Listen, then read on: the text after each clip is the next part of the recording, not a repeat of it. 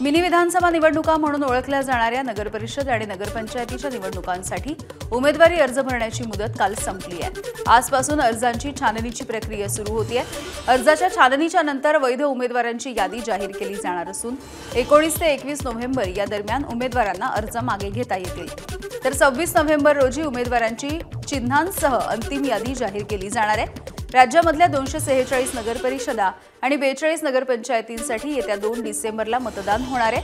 3 डिसेंबरला याचे निकाल हाती येतील। राज्यामधील 32 जिल्हा परिषदा आणि त्या अंतर्गत येणाऱ्या 336 पंचायत समित्यांच्या निवडणुकांची तारीख ही आज किंवा बुधवारी जाहीर होण्याची शक्यता आहे। राज्य निवडणूक आयोग नगरपरिषद आणि नगरपंचायतीच्या निवडणुका पार पडल्याच्या नंतर आयोग दुसऱ्या टप्प्यामध्ये जिल्हा परिषद पंचायत समितीच्या निवडणुकांचा कार्यक्रम जाहीर करणार असल्याची माहिती आहे। या संदर्भामध्ये आज किंवा उद्या निवडणूक आयोगाची पत्रकार परिषद होण्याची शक्यता आहे। नगरपरिषद नगरपंचायतीच्या निवडणुका पार पडल्याच्या नंतर डिसेंबरमध्ये जिल्हा परिषदा आणि पंचायत समितीच्या निवडणुका होण्याची शक्यता आहे। राज्यामध्ये 14 ते 15 डिसेंबरच्या दरम्यान जिल्हा परिषदा पंचायत समितीच्या निवडणुका होऊ शकतात, तर 7 ते 8 जानेवारीच्या दरम्यान महानगरपालिकांच्या निवडणुका होण्याची शक्यता आहे। अनेक वर्षांच्या नंतर होणाऱ्या स्थानिक स्वराज्य संस्थांच्या निवडणुकांमध्ये अनेक राजकीय समीकरणं जुळताना दिसतात। याच दरम्यान राज्यामधल्या काही भागामध्ये अनपेक्षितपणे शिंदे सेना आणि ठाकरेंची शिवसेना एकत्र येते। सिंधुदुर्गामधील कणकवली, पुण्यातलं चाकण अशा भागामध्ये ठाकरे आणि शिंदेंची शिवसेना एकत्र आली आहे। कणकवली नगरपंचायतीमध्ये मंत्री नितेश राणे यांच्या विरोधामध्ये सर्वपक्षीय एकत्र आल्याचे दिसतंय।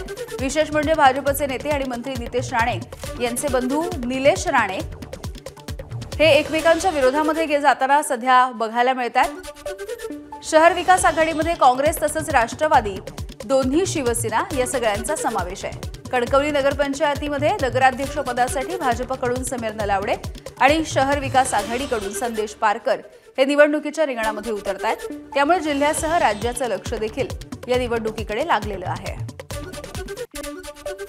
रत्नागिरीच्या गुहागरमध्ये नगरपंचायत निवडणुकीमध्ये नगरसेवक पदासाठी एकाच वॉर्डमधून वडील आणि मुलगा आमने सामने आलेत। वॉर्ड क्रमांक 13 मधून राजेंद्र भागडे हे शिंदेच्या शिवसेनेच्या तिकिटावरती निवडणूक लढवतायत, तर त्यांच्या विरोधामध्ये त्यांचाच मुलगा सौरभ भागडे राष्ट्रवादी काँग्रेस अजित पवार पक्षामधून निवडणूक लढवतोय। त्यामुळे या चुरशीच्या लढाईमध्ये नेमकं कोण जिंकणार याकडे देखील लक्ष असेल।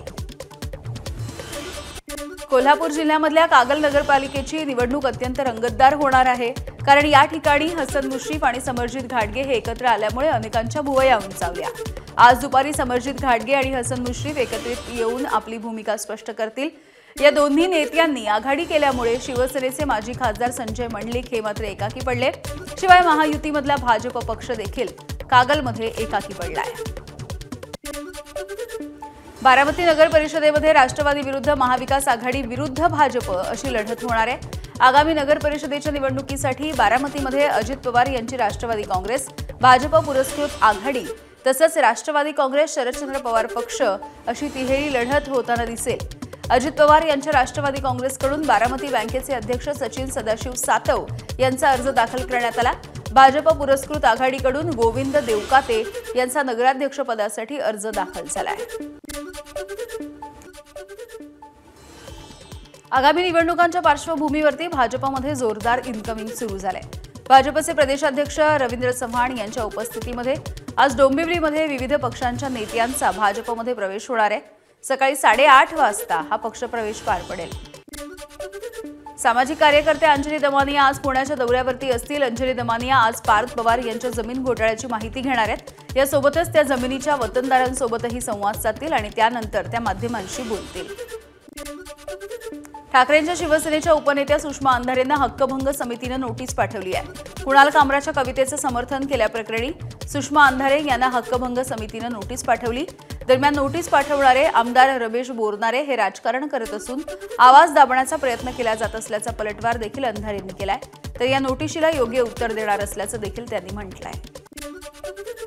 राज्यामध्ये बिबट्यांच्या वाढत्या वावरामुळे नागरिक त्रस्त झालेले असताना आता पश्चिम महाराष्ट्रामधील दुसरं सगळ्यात मोठं प्राणी संग्रहालय जत तालुक्यामध्ये उभारलं जाणार असल्याची माहिती भाजपचे आमदार गोपीचंद पडळकरांनी दिली। जवळपास 100 एकरामध्ये 150 कोटी रुपयांच्या या प्रकल्पाला राज्य सरकारची मंजुरी देण्यात आलेली आहे। हा प्रस्ताव आता केंद्र सरकारकडे पाठवला जाणार आहे, त्यामुळे पुढील 2 ते 3 महिन्यामध्ये मंजुरी मिळेल असा विश्वास देखील पडळकरांनी व्यक्त केला। प्राणी संग्रहालयावरती गेले 2-3 महिने काम करत होतो आणि तो राज्य सरकारकडे प्रस्ताव दिला, तर आम्हाला मान्यता मिळालेली आहे राज्य सरकारची। तर तो प्रस्ताव आम्ही आता केंद्राकडे पाठवू आणि 2-3 महिन्यामध्ये पुढच्या तो मंजूर करून घेऊ। 150 कोटीचा तो प्रस्ताव आहे। जवळपास 400 प्रकारचे वेगवेगळे प्राणी हे या प्राणी संग्रहालयामध्ये असतील। बिहार निवडणुकीमधल्या पराभवाच्या नंतर काँग्रेस आता ॲक्शन मोडवरती आली आहे। काँग्रेसनं 2027 मध्ये उत्तर प्रदेशामध्ये होणाऱ्या विधानसभा निवडणुकांच्या तयारीला सुरुवात केली। राजधानी दिल्लीमधील काँग्रेस मुख्यालयामध्ये उत्तर प्रदेश युनिटच्या नेत्यांची एक बैठक होणार आहे। या बैठकीला काँग्रेसचे राष्ट्रीय अध्यक्ष मल्लिकार्जुन खरगे, उत्तर प्रदेश काँग्रेसचे अध्यक्ष अजय राय, उत्तर प्रदेश काँग्रेसचे प्रभारी अविनाश पांडे यांच्यासह अनेक नेते देखील उपस्थित राहतील। काँग्रेसच्या मुख्यालयामध्ये आज दुपारी 2 वाजता ही बैठक आहे। या बैठकीमध्ये उत्तर प्रदेशामध्ये निवडणूक आयोगानं जाहीर केलेल्या SIR वरती रणनीती आखली जाण्याची देखील शक्यता आहे। मुंबई ठाणे नवी मुंबईमधल्या CNGचा पुरवठा अजूनही पूर्ववत झालेला नाहीये, मात्र काही ठिकाणी CNG विकायला सुरुवात झाली आहे। काही CNG पंपावरती वाहनांच्या लांबच लांब रांगा लागल्या। वडाळा इथल्या महानगर गॅसच्या सिटी स्टेशनच्या ठिकाणी CNG गॅस पुरवठा करणाऱ्या गेल पाईपलाईन दुरुस्तीचं काम अद्यापही सुरू आहे, त्यामुळे अजूनही काही CNG पंपांमध्ये CNGचा पुरवठा झालेला नाही। मुंबई ठाणे नवी मुंबईमधील 389 CNG स्टेशनपैकी 225 CNG स्टेशन आता सुरू झालेत। पाईपलाईन दुरुस्तीचं काम पूर्ण झाल्याच्या नंतर सर्व CNG स्टेशनवरती गॅसचा पुरवठा पूर्ववत केला जाईल। आज दुपारपर्यंत हे काम पूर्ण होईल अशी माहिती महानगर गॅसकडून देण्यात आली आहे। CNG पुरवठा होत नसल्यामुळे ऑटो रिक्षा, टॅक्सी, CNG बस, CNG वाहनं यांच्या लांबच लांब अशा रांगा लागल्या। बोगस शालार्थ आय कार्ड प्रकरणामुळे नागपूर विभागामधील 152 शाळांमधील 632 शिक्षकांचा पगार मागच्या 9 महिन्यांपासून झालेला नाहीये। आम्ही दोषी असलो तर आमच्यावरती कारवाई करा, अन्यथा पगार द्या अशी या शिक्षकांची मागणी आहे। परंतु गेल्या 9 महिन्यांपासून वेतन स्थगित असल्यामुळे संतापलेल्या शिक्षकांचा उद्रेक झाला। प्रशासनाने वारंवार धरणं, आंदोलन, निवेदनं आणि निदर्शनं याकडे दुर्लक्ष केल्यामुळे अखेर शिक्षकांनी विभागीय शिक्षण उपसंचालक कार्यालयावरती जोरदार आंदोलन केलं आणि घेराव घातला। वेतनाशिवाय कुटुंबाचा उदरनिर्वाह करणं कठीण झाल्याची वेदना शिक्षकांनी व्यक्त केली आहे। महत्त्वाचं म्हणजे कार्यालयामधील अधिकारी हे कार्यालयामध्येच असून चर्चा करण्याकरिता खाली सुद्धा आले नसल्यामुळे शिक्षकांचा उद्रेक आणखी वाढला। पगार व्हावा या मागणीला घेऊन या शिक्षकांनी न्यायालयामध्ये धाव घेतली। न्यायालयाने 2 आठवड्याच्या आत पगार देण्याचे आदेशही दिले, मात्र अजूनही पगार झालेला नाहीये। संपूर्ण राज्याचा विचार करता पगार थांबलेल्या शिक्षकांची संख्या 1000च्या वर असल्याचं शिक्षक सुधाकर अडबाते यांनी सांगितलंय। कारवाई करण्यात येईल अशा प्रकारचं आश्वासन दिलेलं आहे। 4 दिवसाच्या आत पगार देण्याच्या संदर्भात कारवाई नाही झाली किंवा अधिवेशन आहे आपलं 8 तारखेपासून, त्याच्या अगोदर कर्मचाऱ्यांच्या खात्यामध्ये पगार झाला पाहिजे या दृष्टीने डिपार्टमेंटनी कारवाई करावी आणि पगार देयक मंजूर करण्याच्या संदर्भात जेवढं शक्य लवकर होतील त्याच्या अगोदर कारवाई करावी अशी आज आम्ही डेप्युटी डायरेक्टरकडे मागणी केली। अमळनेरमध्ये बनावट शालार्थ ID प्रकरण उघडकीस आलंय आणि यामध्ये एका खासगी शाळेमधील लिपिकाला बेड्या घालण्यात आलेल्या आहेत। शिक्षण उपसंचालक भाऊसाहेब चव्हाण यांच्या फिर्यादीनुसार नाशिक रोड पोलीस ठाण्यामध्ये 5 जणांवरती गुन्हा दाखल झाला असून नाशिक आर्थिक गुन्हे शाखेकडून अधिकचा तपास सुरू आहे। तपास अधिकाऱ्याच्या गैरहजेरीमध्ये स्टेशन नोंद वहीमध्ये फेरफार केल्याप्रकरणी पोलीस निरीक्षकांवरती गुन्हा दाखल झाला। यामध्ये पोलीस निरीक्षक अशोक गिरी यांचं निलंबन करण्यात आलं। पाहुयात पुढची बातमी। नागपूरमध्ये काँग्रेसला गटबाजीचं ग्रहण लागलंय। सुनील केदार यांनी काँग्रेस गटातटामध्ये विभागली, त्यामुळे काँग्रेसला गळती लागली असा गंभीर आरोप काँग्रेस पदाधिकाऱ्यांनी केलाय।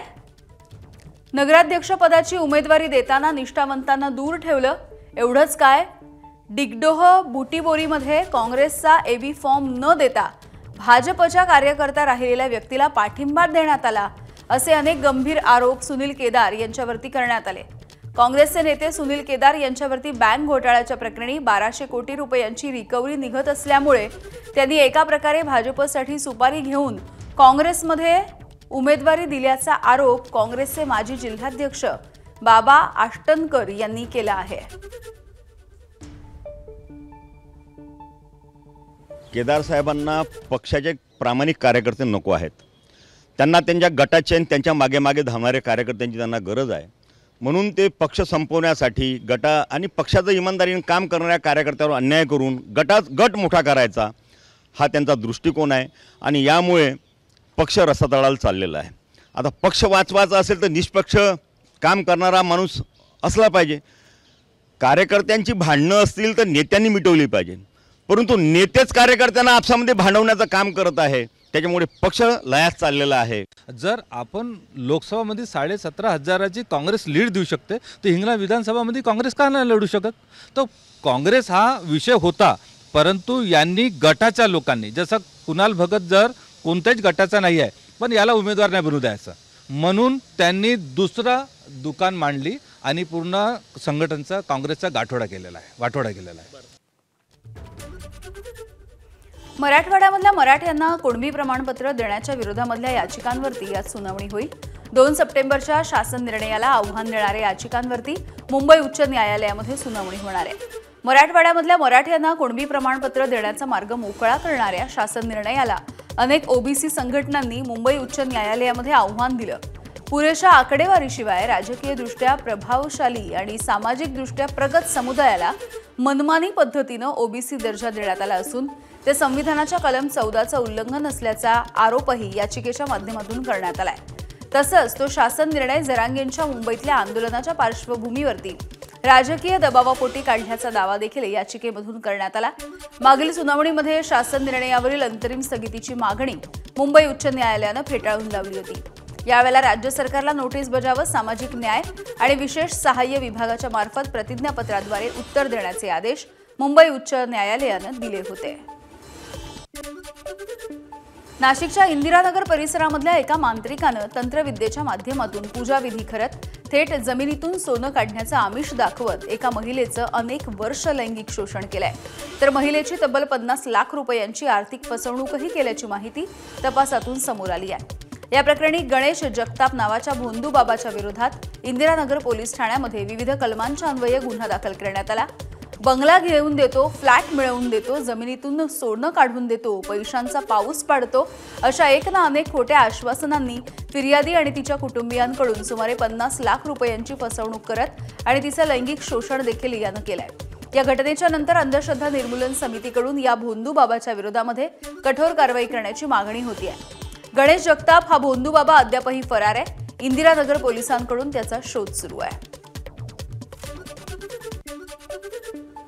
तंत्रमंत्र तंत्रविद्या करून जमिनीतील सोन्याचा हंडा काढून देतो असे आमिष दाखवून नाशिक येथील एका महिलेचे तब्बल 15 वर्ष लैंगिक शोषण करणाऱ्या गणेश जयराम जगताप उर्फ बडे बाबा याच्या विरोधात इंदिरानगर पोलीस स्टेशनमध्ये गुन्हा दाखल झालेला आहे। त्याला कडक शासन होईल, जेणेकरून इतर बंधुगिरीलाही आळा बसू शकेल, यासाठी आम्ही त्यांना पोलिसांना नम्र निवेदन करीत आहोत। एबीपी माझा, उघडा डोळे बघा नीट।